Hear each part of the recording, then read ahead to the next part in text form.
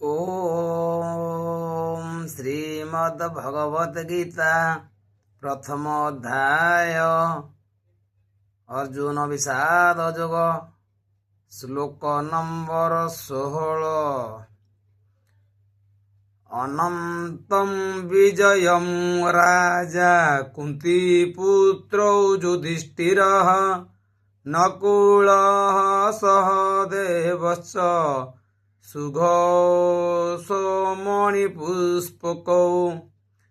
काश्यश्च परमेश्वास शिखण्डी च महारथः धृष्टद्युम्न विराटश्च सात्यकीश्च पराजितः द्रुपदौ द्रौपदेयाश्च सर्वशः पृथिवीपते सौभद्रश्च महाबाहु शङ्खान् दधु पृथक् पृथक्।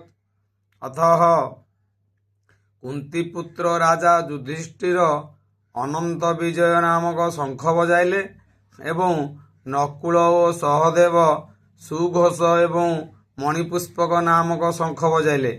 हे राजा, महाधनुर्धर काशीराज महायोद्धा शिखंडी धृष्टद्युम्न विराट एवं अपराजित सात्विक द्रुपद द्रौपदींकर पुत्रगण और अन्यमाने यथा महाबाहु सुभद्रांग पुत्र अभिमन्यु आदि पृथक पृथक भावे निज निजर शंखनाद कले। भावार्थ, संजय राजा धृतराष्ट्र को बड़ चतुरतार सहित कहिले जे से पांडुपुत्र मानक राजगादी रे बसाइबा निमित्त जो अज्ञनीति धरिछन्ति ताहा कौनसी मते भल नुहे।